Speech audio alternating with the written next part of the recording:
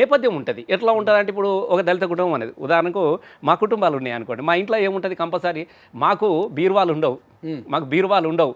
పెట్టుకోవడానికి బ్యాంకులో లాకర్లు ఉండవు. వానికి ఏ ఇంటికి పోయినా కూడా అని ఇంటి సిలక్కొయ్య గుడిసెలో ఒక డప్పు ఉంటుంది.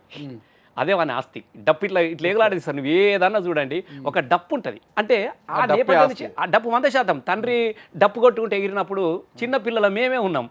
ఇప్పుడు పెద్దవాళ్ళందరూ భాగవతాలు ఆడితే మేము చూసేది రాత్రిలా. చిన్న పిల్ల ఉన్నప్పుడు మా నాన్న వాళ్ళు చిన్నప్పుడు మేము ఏం చేస్తాను, మేము కూడా అంత పోరగాళ్ళని గోదలు కాసుకుని పోరగాళ్ళం అందరూ ఒక దగ్గర పోయి గోదల కాడ వీళ్ళు రాత్రి ఏదైతే ఆట చూసినామో మళ్ళా పశువులను తీసుకొని పోయి గోదలను తీసుకొని పోయి మేము అక్కడ ఉన్నటువంటి పోరగాళ్ళం రాత్రి ఆడిన భాగవతాన్ని అంతా ఎట్లా ఆడుకునేటోళ్ళము, తుమ్మకాయలు తీసుకొచ్చుకొని కాలి గజ్జెలు కట్టి వాళ్ళు గజ్జెలు కట్టి ఆడతారు కాబట్టి మన గజ్జెలు లేవు కదా, ఇక్కడ తుమ్మకాయలను గజ్జెలుగా కట్టుకొని వాళ్ళు వాడిన పాటలు అంతా పాడుకుంటా డప్పు కొట్టుకుంటానో జల్లెడ కొట్టుకుంటానో. పెద్దోళ్ళు మీరు చాలామంది ఊర్లలో పెద్దవాళ్ళు డప్పు కొట్టుకుంటూ ఎగిరిననుకో పోరాళ్ళందరూ జల్లెడ ఉంటుంది అది ఇట్లా పట్టుకునేది జల్లెడ కొట్టుకుంటూ ఆడతారు, లేకుంటే చాట కొట్టుకుంటూ ఆడుతూ ఉంటారు.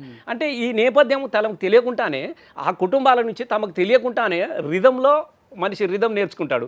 వాళ్ళకి తెలియకుండా అనేక పాటలు. అంటే వాస్తవంగా ఏంటంటే దళిత కుటుంబాలలో ముఖ్యంగా పెళ్ళిళ్ళైనా పేరంటాలైనా పండుగలైనా పబ్బాలైనా పాటనే, సచిన పాటనే, బతికిన పాటనే, ఏదైనా పాటనే ఉంటుంది.